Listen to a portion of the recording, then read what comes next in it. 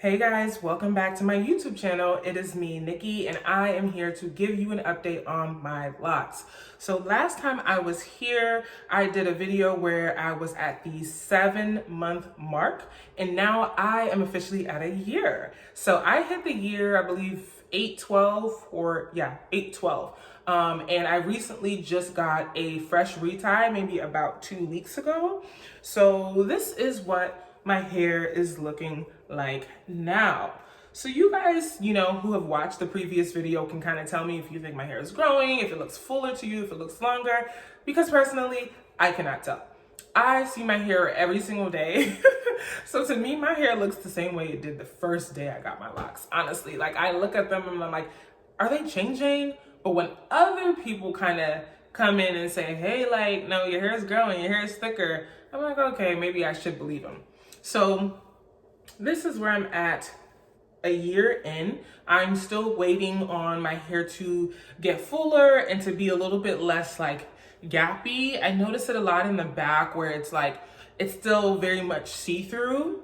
And like I said before in my previous video, I have fine strands. So I know it's gonna take a little bit longer for me to kind of see the look that I'm going for. But yeah, this is what it's doing now. One thing I will say that I have noticed since locking my hair is that I can tell, like, I can really peep like my curl pattern. Like I'm looking at my hair and you see like all these little ringlets. Like I'm like, this is my natural curl pattern with no product. So literally just the texture from using water. And I feel like I wasn't really able to get that vibe before with my loose natural hair. Like I knew what my texture was, but I felt like it wasn't fully enhanced until I had product in it. So it's very interesting to kind of just see, my hair texture in its full glory as of right now.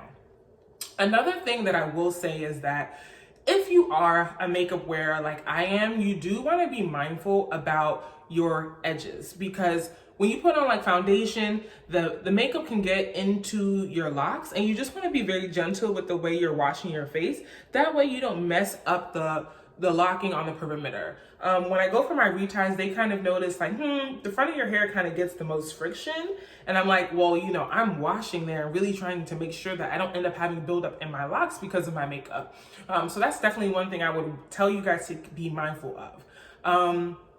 Like I said, I have had a fairly fresh retire, but I didn't go to the person that I normally go to. I know some of you guys have reached out and asked me who my loctician is within the DMV, and I'm more than happy to share that with you guys if you reach out personally. I think I may actually also put it in my description, and I will.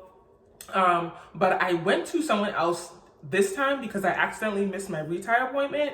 And that reminds me or brings me to my next point, which someone actually had told me before I contemplated getting locks, and I want to share it with you guys. You always want to have a backup loctician. It's mandatory. You need one because you cannot rely on one person to do your hair. Whether they get sick, they travel, they're unavailable, they're just fully booked, you miss your appointment and they can't get you in, it is good to have someone in your back pocket that you can call up in case your loctician is unavailable. So that is another tip that I want to give you guys.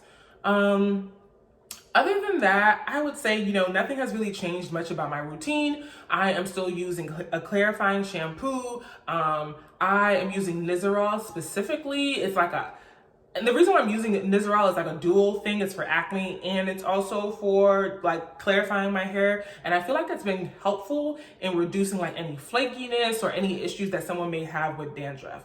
The rice water I also feel is very helpful for me because I spray it on maybe every other day, and I feel like it's very beneficial in just reviving my hair and making it feel fresh. I put tea tree oil in mine just a little bit, and the tingling sensation and it being antimicrobial, all of it together just works well with my hair. So I'm still braiding and banding. I haven't been told to do otherwise, but I have been told to update the method to just twisting and banding. That way I can really get into my roots and cleanse the areas where the buildup may be like more susceptible. So that's one thing that I will start to do. But other than that, like my locks are here, they are thriving, and that's pretty much my update. So if you guys have questions, feel free to comment below. Feel free to DM me on Instagram at Nikki Locks I was gonna say .com, but at Nikki Locks, and I'll be sure to try and answer them as soon as I can. Sometimes I don't see the notifications and things of that nature, but definitely will try and get back to you guys quickly. I am still wearing a wig over my locks. Again, I think it's just going to be personal preference for me for when I'm ready. I told myself the year mark, but I do still feel like I need a little bit more time. I really only wear my wig when I'm like going out. But when I'm just going like out and just going like, you know, kind of out, my hair is out. So it's definitely seeing the sun. It's seeing a lot of love. People are seeing it and they're saying, oh my God, like your locks. But I'm just not 100% there yet. And I think that just has to do with like a lot of the airiness that I feel at the bottom. Another thing, final tip, and then I will be going, is that you want to be mindful of how you kind of want your locks to fall ahead of time. So one thing I've noticed is that people who have had their hair cut into a shape, their locks grow into that shape. So I would suggest that you get a haircut of like a cut that you like. Not too soon before you lock, because you don't want your hair to be blunt. That would make it harder to interlock, but soon enough so that when your hair is growing, it is growing into that shape. I feel like that's one thing that I may have wanted to do ahead of time, is to just get my hair to fall in a specific way so that my locks will now fall in that way. Now, in terms of cutting your locks after the fact in order to achieve that look, I've been told that you kind of want to avoid that, just because like the end of your lock is kind of like the base of your lock, you know, that's where it starts. So if you're snipping at it, you can kind of like interrupt what's happening on the hair shaft. And unless your hair is like locked, you know, you want to be careful with that. So I don't think I would cut mine unless I was like super senior into the lock, you know, arena. Right now, I'm going to kind of just continue to grow it out and see what it does. And yeah, so that's what my hair is doing. You know, shrinkage is inevitable with natural hair, so just expect that to happen. I said I was going to leave you guys with that, and I think I will if I don't have anything else.